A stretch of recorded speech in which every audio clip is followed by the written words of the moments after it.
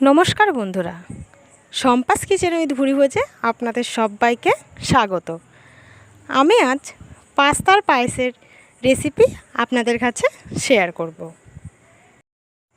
এই পায়েসটা খেতে খুবই টেস্টি হয়, আর আপনারা খুবই অল্প সময়ের মধ্যে এই পায়েসটা বাড়িতে বানিয়ে ফেলতে পারবেন।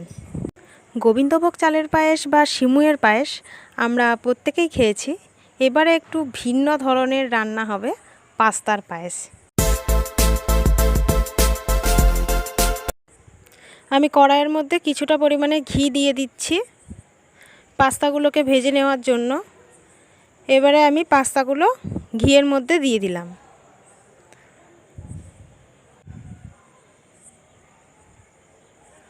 সমস্ত পাস্তাগুলো ঘিয়ের মধ্যে দেওয়া হয়ে গেছে। এবার পাস্তাগুলোকে হালকা নাড়াচাড়া করে 2-3 মিনিট ভেজে নেব। খুব বেশি কিন্তু ভাজবেন না। আমি এবার পাস্তাগুলো তুলে নিচ্ছি। আমার এগুলো ভেজে নেওয়া হয়ে গেছে। এবারে কড়াইয়ের মধ্যে আমি আবারও ঘি নিয়ে নিয়েছি, আর দিয়ে দিচ্ছি এর মধ্যে কাজু, এবারে দিয়ে দিলাম কিশমিশ। এবার সবগুলোকে একটু হালকা ফ্রাই করে নেব। খুব বেশি ভাজার দরকার নেই, হালকা একটু ভেজে নিলেই হবে।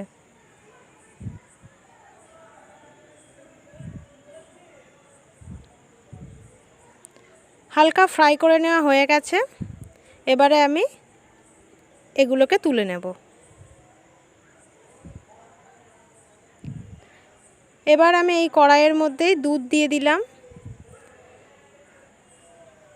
আমি 500 গ্রাম মতো দুধ দিয়ে দিচ্ছি।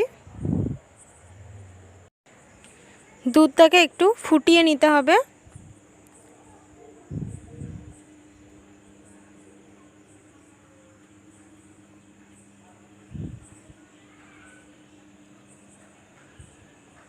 দুধ ফুটতে শুরু করেছে। এবারে আমি এর মধ্যে তেজপাতাটা দিয়ে দেব, আর দিয়ে দেব এলাচ।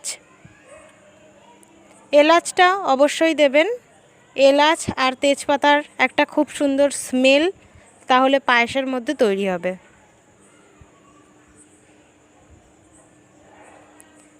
এবারে এলাচ আর তেজপাতাটাকে দিয়ে আরও 5 মিনিট আমি এটা ফুটিয়ে নেব।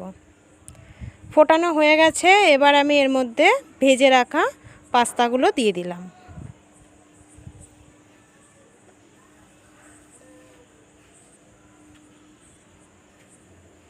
পাস্তাগুলো যতক্ষণ না গলবে ততক্ষণ অবধি পাস্তাটাকে রান্না করতে হবে। এটা ফুটতে শুরু করেছে। আমি এইভাবে আরও 10 মিনিট এটাকে ফুটিয়ে নেব।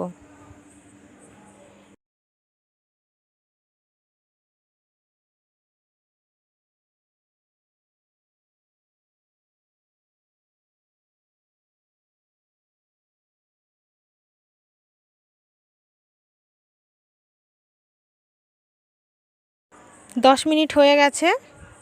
দেখুন পাস্তাটা কিন্তু পুরোপুরিভাবে সিদ্ধ হয়নি, আরও একটু সিদ্ধ করে নিতে হবে। তাই আমি আরও 5 মিনিট এটাকে ফুটিয়ে নেব। আর আমার যে সমস্ত বন্ধুরা আমার ভিডিওগুলো দেখছেন কিন্তু আমার চ্যানেলটা এখনও সাবস্ক্রাইব করেননি, তাদের কাছে রিকোয়েস্ট করছি আপনারা প্লিজ আমার চ্যানেলটা একটু সাবস্ক্রাইব করে দেবেন। 5 মিনিট পর ফিরে এলাম। এবারে দেখুন পাস্তাটা ঠিকঠাক সিদ্ধ হয়ে গেছে। এবারে আমি এর মধ্যে চিনি অ্যাড করে দেব। আপনারা আপনাদের স্বাদ মতো চিনি দিয়ে দেবেন। আমি হাফ বাটি চিনি অ্যাড করলাম। এবারে চিনিটাকে ভালো করে পায়েসের সঙ্গে মিশিয়ে নেব।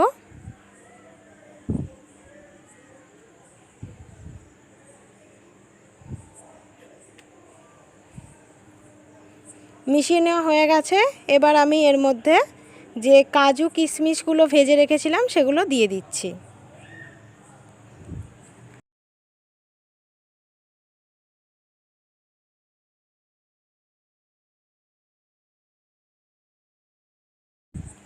এবারে আমি এর মধ্যে আরও কিছুটা দুধ অ্যাড করছি।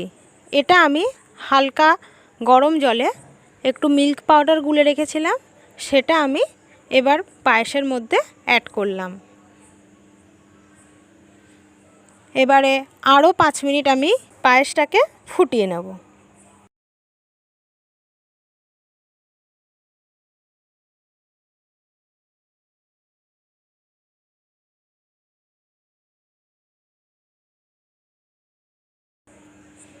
পাঁচ মিনিট হয়ে গেছে। এবারে আমার পায়েসটা দেখুন পুরো রেডি হয়ে গেছে। পায়েসটা দেখতেও খুব সুন্দর লাগছে, খেতে তো অবশ্যই ভালো হবে। এবারে আমি একটা সার্ভিং বোল নিয়ে নিয়েছি, এর মধ্যে আমি এবার পায়েসটা সার্ভ করে দেব। আপনারাও এইভাবে বাড়িতে পাস্তার পায়েস রান্না করুন, আর অবশ্যই আমাকে কমেন্ট করে জানান কেমন হয়েছে। আমার ভিডিওটা যদি আপনাদের ভালো লেগে থাকে তাহলে লাইক করুন, কমেন্ট করুন, শেয়ার করুন। আর আমার যে সমস্ত বন্ধুরা এখনও অবধি আমার চ্যানেলটা সাবস্ক্রাইব করেননি তারা প্লিজ আমার চ্যানেলটা একটু সাবস্ক্রাইব করে দেবেন। আর আমার সমস্ত বন্ধুদেরকে বলছি সবাই এইভাবেই আমার পাশে থাকবেন।